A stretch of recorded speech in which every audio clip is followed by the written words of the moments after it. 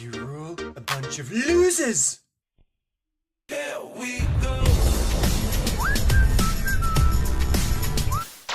This comes to part 2 of Wednesday Wisdom. You might think they're unrelated, and it turns out they're exactly related. Somebody made contact with me after I made contact with them, and I haven't spoken to them in over 6 years, I think 7 years. And this person was someone I got along with the least when I was living in Lebanon. A cousin of mine of my age, hyper gifted, hyper intelligent, very, very strong personality. When I left Lebanon, she sent me an email, and I didn't read the email for 2 years. So about 4 to 5 years ago, I read the email, and the email said that I was a tender and I just wanted attention. Basically, all of the things that I fear I've been accused of in my life, which aren't true. My greatest fear was that people would misunderstand me. That was always my biggest fear. Now I embrace it. 2 years ago, my mother and father went back to Lebanon. And this is now after my diagnosis of autism, and after I've written the book, and after I've had cognitive behavioral therapy and learned on how to communicate to a reasonable degree with people. What happened was that my parents explained to my cousins in Lebanon about this, and immediately, all of these cousins who had decided I had to stay away from them because I was trouble. And I don't think they meant it any bad way. They genuinely thought this because they couldn't predict my behavior, which is completely understandable. What did they do?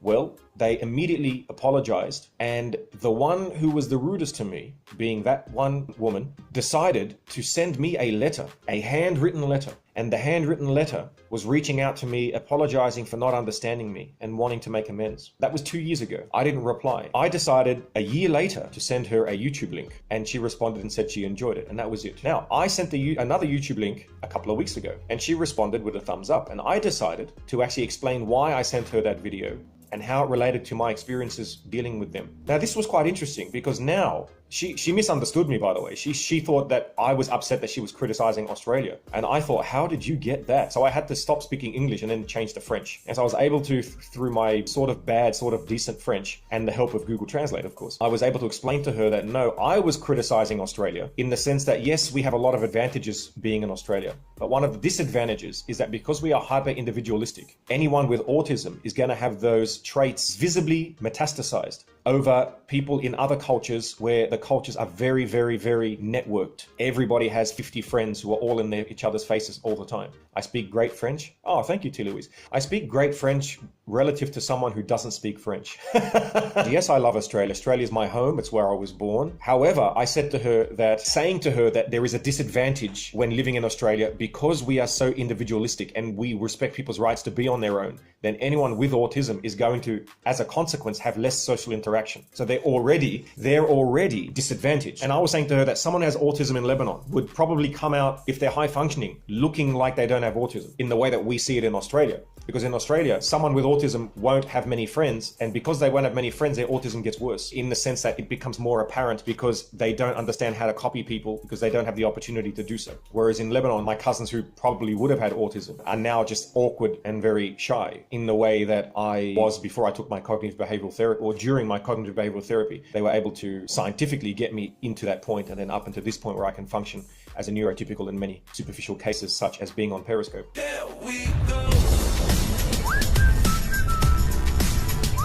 This is the interesting part that the doctor asked me. He said, what do you think allowed this shift in your behavior to openly initiate conversation with the very person that you have been avoiding? And I thought, wow, I said to him, did I initiate the conversation with her? He said, yes, you initiated the conversation with her. And I thought about it for about 2.5 minutes. And you know what I realized? I realized that me talking to her had zero effect on what I thought about myself. And you know what's needed to be able to think that? Boundaries. It turns out that after my years of therapy, I have finally realized that I have set up a boundary between my identity and the identities of others around me. And that is something that people with autism do not understand that they need, and people who don't have autism do not understand that those with autism don't have and need. And so I have come to learn through PERISCOPE, through cognitive behavioral therapy, through talking to a lot of Patreons offline, that I have established for myself a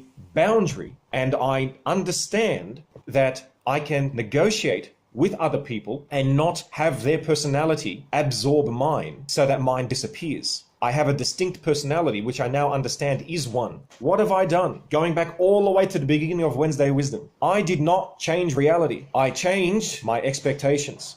And that has allowed me to then change reality because I changed my expectations. So now I can interact with people that I thought I would not be able to interact with, simply because I now have changed my understanding and expectations of what it means to have boundaries. And if they're not completely bad, they are actually useful. They can be good and they can be bad. They can be restricting and ironically can also be liberating. I'm starting to imagine how other perspectives can be different from mine, which create flexibility or creates flexibility with how I interact with other perspectives. I start to understand, and I get this now pragmatically, specifically, and definitively, that I can interact with everyone here knowing that you are going to take something away which I probably didn't even mean to say or didn't even think. And I am not in control of that. Everyone's on their own wave. All I can do is provide them with options to decide whether they want to take them and incorporate them or not. Michael Aud, who is an awesome scoper, says that he feels intellectually out of depth in these scopes. I can say to him, so do I, my friend.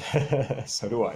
My experience of now making friends allows me to share a connection with people which is not overwhelming and intrusive, so that I can maintain a sense of who I am in the face of these interactions. So what does that mean? That means that I can enter a place and talk with people and not be afraid that their views and their speech and their accent and everything else about them is going to overwhelm me, and that I need to somehow become exactly like that person. What I do is I create a boundary around myself so as not to be absorbed by their personality whilst speaking with them. There's something forming about who I am and where my boundaries are and where they lie. There has been something forming. This is called an identity. Now, this can, of course, work against us, as we see those who are hyper-identitarian can develop an ideological rigidity, which results in everything I talk about that is bad in the world. But the funny thing is, I'm now starting to learn that I do have an independent identity. I said to him, it's like this. It is like me standing at the edge of a flowing river without being concerned that I would be dragged into it. Like me standing at the edge of a flowing river, without being concerned that I'll be being dragged into it. Rather than having the world conform to the way I expect it to be, I myself am slightly conforming to understanding what might actually be going on in the world. Now, here's the last irony. I tend to criticize those who hold dogmatic beliefs, whether it's hyper-dogmatic religious beliefs or hyper-dogmatic Stalinistic secular beliefs, whatever it is. My problem having a scientific mindset was always criticizing the religious and the dogmatic for saying that they want an answer. They want answers to life. They want answers to what to do. And I would always criticize them saying, you always want answers. Why don't you try living with not knowing and enjoy the journey? And yet here was the Gabs doing this with people. I always wanted to know, do they like me? Do they not? Should I be friends with them? Should I not? Do I get married? Do I stay single? How hilarious is it that I myself had a hidden religious belief? I wanted to know the answer to how humans interact as opposed to enjoying the journey. I just did the same thing that I criticize other people for doing. And we are not aware that we're doing it. Now that I'm aware that I'm doing it, I can still do it if I like, but I can at least be aware that I'm doing it and have the choice not to if I don't want to. I do not have to be held hostage by subconscious choices. It's healthier than reaching conclusions quickly. And for that reason, and that, my good friends, brings us all the way back to the front, riding the wave, as opposed to thinking that I created it. And that was our Wednesday wisdom today. It is now on Periscope. Very soon, this will be on anchor.fm/Gabsmacked. You can tune in and have a listen there. It'll be on our Patreon site for free, patreon.com/Gabsmacked. Thanks to all of my beautiful Patreons. Thank you to you guys. And you guys make it free for everyone else, so thank you very much. You can always become a Patreon if you like. And until then, love you and leave you. And don't forget, take life one smack at a time. There we